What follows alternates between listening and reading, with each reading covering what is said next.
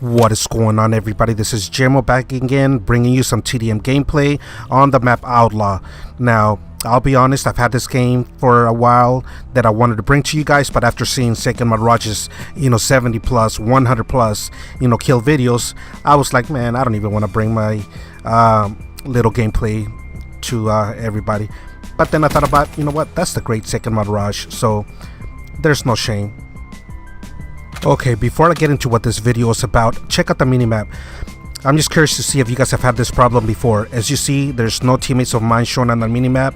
And yes, I'm playing with randoms, but I know for a fact that I do have teammates. But for some reason, they're just not shown into the minimap. And also, red dots on sites that have, red dots, such as the Ball 3, Thermo, etc. Sometimes the red dot just does not show up until after you die a couple of times. So yeah, so let me know if you guys have had this problem before, and let me know in the comment section. Alright, so now to get into what this video is about and what I wanted to talk about. And this is something that I've thought about for a long time, and something that I also wanted to discuss once I started making videos earlier this year. But again, it's something that I've thought about going back to Ghost, AW, this game, and that is my selection process on Scorestreaks. So this video is not about me talking about what the best score streak in the game is. Everybody has different opinions. Some say it's the mothership, some say it's the Rabs, some say it's the raid, some say it's the Cerberus. Well, that's not what this video is about. This is about selecting the best score streaks for you, not what the best score streak itself is. Now, let me tell you what prompted me to want to talk about this. And again, this is going back to, as far back as like Ghost. I played with a lot of different people over the years, and a lot of times I've always questioned why there are some players, not all, but there are some players that be putting on their score streak setups, score streaks that they are never able to get. And when I mean ever, I'm talking about ever. So let's use the score streaks of this game for example. Let's just say, for the sake of argument, that as I mentioned, everybody has a difference of opinion. Let's just say, for the sake of argument, that the best score streak in this game is, let's say, the mothership. Well, if you struggle to barely even get the wraith and have never been able to obtain anything higher than the wraith, then the mothership is not the best score streak for you. Why put the mothership as a score streak selection if you can't get to it? So let me tell you my selection process of how I go about selecting my score streaks. And there's 4 main things that I focus on when I go about doing so. Number 1, I base it based on my skill level and my confidence on what score streaks I'm able to get. So based on my skill level and how confident I am on getting certain score streaks, that's how I go about deciding what I try to go for.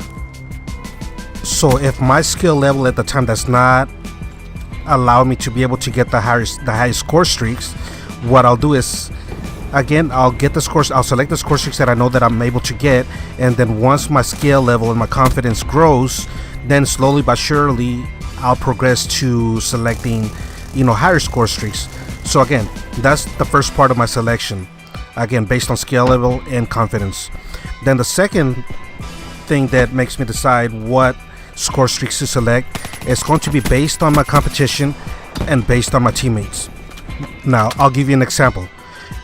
Everybody at one point or another ends up, playing against a whole team, and a whole team that are really good players with, let's just say, for example, over a 2, over a 3 KD, with score per minutes of over 500, win-loss ratios of over 3, over 4.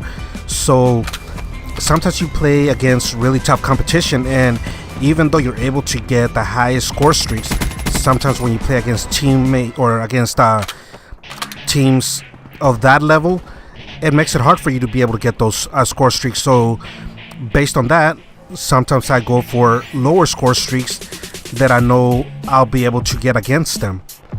Now, I'll use an actual example of actual situations I've dealt with when dealing with teammate, or actually dealing with teams of those kind of stats, and I'm talking about the whole team having those kind of stats. And from my experience, almost every time that I played against teams like that, they normally run these 4 different score streaks.